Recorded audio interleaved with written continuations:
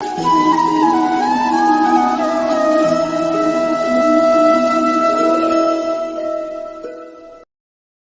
नमः शिवाय। मैं आचार्य अविनाश दीक्षित अपने चैनल पर आप सबका बहुत बहुत स्वागत करता हूं।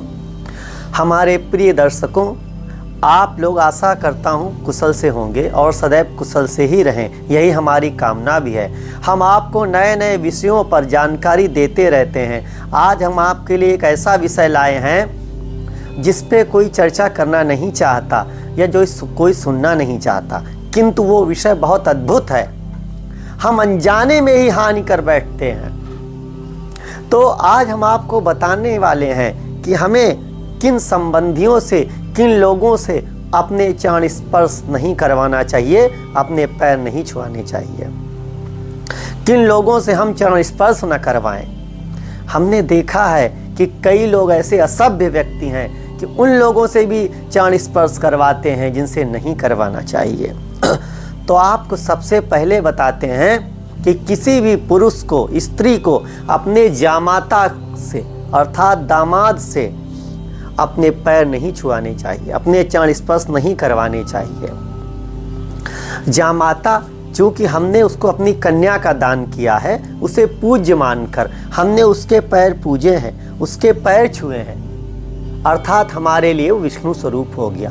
अब क्या हम विष्णु से अपने पैर छुआएंगे, अब उससे हम अपने चरण स्पर्श करवाने लगे, तो ये महापाप है, महाघोर अधर्म है। कई लोग ऐसे सास ससुर हमने देखे हैं कई नगरों में, ऐसे असभ्य जंगली पशुवत कि अपने पैर सामने कर देंगे दामाद के, लो अपना सर रख दो इसमें, छू लो पैर, जबकि उन्हें पता ही नहीं है कि ऐसा करके वे महापाप कर रहे हैं। क्यों? दूसरा, कुंवारी कन्या से कभी चरण स्पर्श नहीं करवाना चाहिए, क्योंकि कुंवारी कन्या को देवी का, गौरी का स्वरूप मानते हैं, इसलिए कुंवारी कन्या से चरण स्पर्श कभी न कराए। नवरात्रि में हम कन्या पूजन करते हैं, तो कुंवारी कन्या को कभी लात भी न मारे। तीसरा है भांजा। गरुड़ पुराण में लिखा है, एक भांजा 100 ब्राह्मण के बराबर होता है। अगर आप ब्राह्मण भोज श्राद्ध में नहीं करा सकते हैं तो भांजे को बुलाकर कराएं, और उसकी 13वीं में जो मृतक है, मृतक के भांजे को बुलाकर भोजन अवश्य करवाएं, क्योंकि एक भांजा 100 ब्राह्मणों के तुल्य होता है। इसलिए कभी भी किसी मामा को अपने भांजे से चरण स्पर्श नहीं कराना चाहिए, अपितु स्वयं भांजे के चरण स्पर्श करना चाहिए। तो भांजे से कभी चरण स्पर्श नहीं कराना चाहिए, ये भी घोर अपराध माना गया है। चौथा है अग्निदेव। इस विषय में लोगों को बहुत अधूरी जानकारी है। अग्नि को कभी लात नहीं मारनी चाहिए।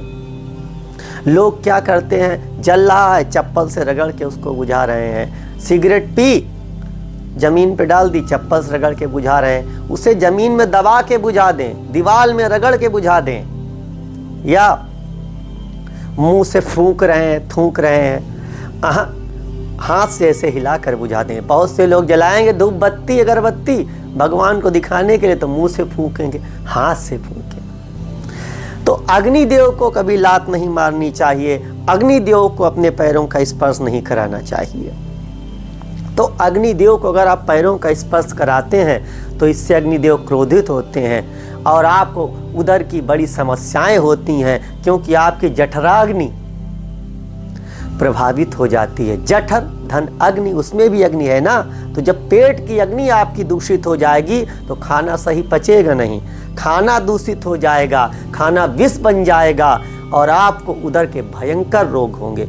छोटी छोटी बातों से हम स्वयं बड़े बड़े कष्ट मोल लेते हैं। मनुष्य को ज्ञान नहीं है और जानना चाहता भी नहीं है, और कह देता हम इतने बड़े पंडित नहीं हैं। पंडित बनने से थोड़ी कुछ होता है, मनुष्य बनो। पंडित तो बाद में बनना, पहले मनुष्य ही बन जाओ भैया, मनुष्य तो बनो। अपने जमाता से पैर छुआ रहे हो कर हम इतने बड़े पंडित नहीं, अरे मनुष्य बनो। जमाता से पैर न छुआओ, कुंवारी कन्या से पैर न छुआओ, कुंवारी कन्या को लात न मारो, भांजे से पैर न छुआओ, भांजे को भोजन अवश्य कराओ। हैं तो भांजे को जब भी भांजा आपके घर जाए उसे कुछ दक्षिणा अवश्य प्रदान करें। उसके चरण स्पर्श करें, इससे आपको 100 ब्राह्मणों को भोजन कराने का फल प्राप्त होगा। अग्निदेव को कभी लात से नहीं मारें। गांव में आपने देखा होगा पहले समय के लोग अग्निदेव को कभी पैर से नहीं मारते थे, न फूंक से बुझाते थे, जल डालकर बुझाया करते थे या पंखे से कर देते थे।